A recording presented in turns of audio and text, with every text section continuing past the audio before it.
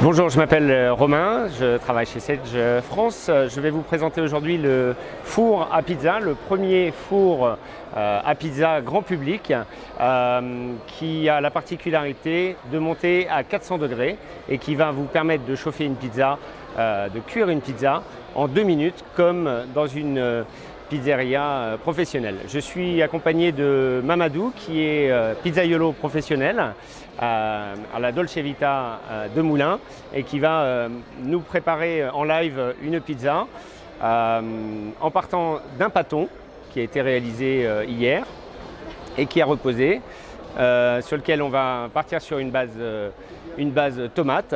On va enfourner et en 2 minutes la pizza sera prête.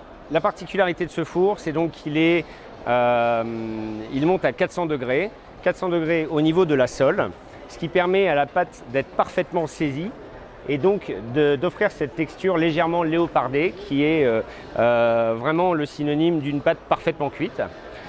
Pour autant, le dessus, la voûte du four chauffe nettement moins fort que ces 400 degrés, ce qui va offrir la particularité de ne pas cramer les ingrédients qui sont sur le dessus. En résumé, on va avoir une pâte parfaitement saisie et un dessus qui ne sera pas cramé. On va pouvoir démarrer le four qui va mettre une dizaine de minutes à préchauffer à la température de 400 degrés.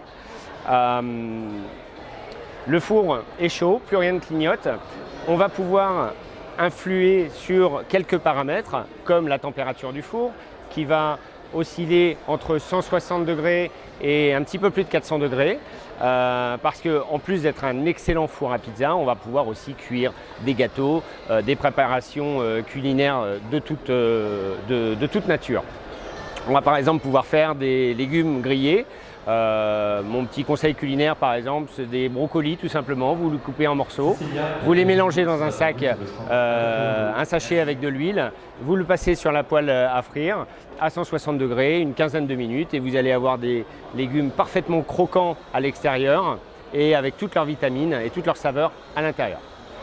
Mais c'est avant tout un excellent four à pizza.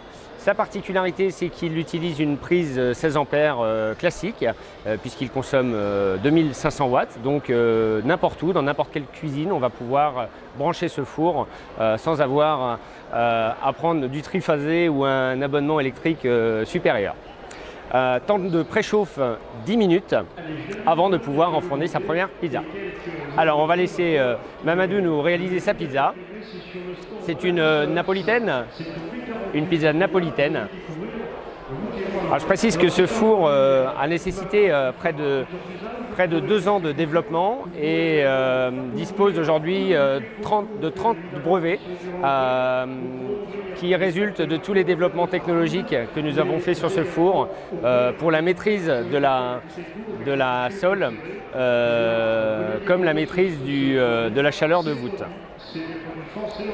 Nos chefs de produits sont allés directement à Naples, la patrie de la pizza du même nom, et ils sont allés se renseigner comment est-ce que le pizzaiolo traditionnel faisait sa pizza, comment est-ce qu'il réalisait sa pâte, comment était conçu le four au feu de bois, quelles étaient les températures de la sole, quelle était la température de la voûte et quel était le plus important dans le produit fini de la pizza, puisque finalement la totalité des produits chez Sage, ce qui nous obsède, c'est le résultat final dans la tasse ou dans l'assiette. Nous, ce qui nous obsédait quand on a créé ce four à pizza, c'était d'obtenir la pizza parfaite dans l'assiette. Alors, on est avec une pizza avec une pâte fraîche. On peut évidemment utiliser des pâtes congelées ou plus industrielles. Nous, on recommande davantage la préparation 100% maison. Mais les pré-réglages du four permettent aussi de s'adapter aux pâtes industrielles et pâtes congelées. Allez, c'est parti. On va pouvoir enfourner.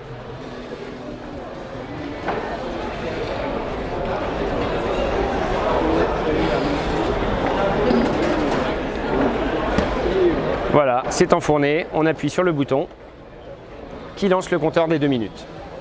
Et on va pouvoir, à travers la vitre, voir la pizza gonfler à vue d'œil, littéralement. Et donc comme c'est un four qui chauffe excessivement fort, vous allez voir quelques dégagements de fumée, c'est tout à fait normal, c'est que la pizza est en train de cuire.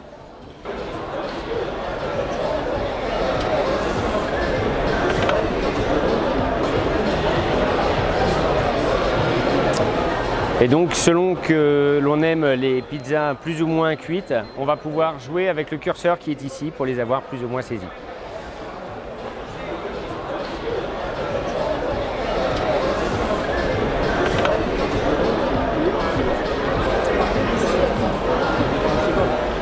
On la remet un petit peu?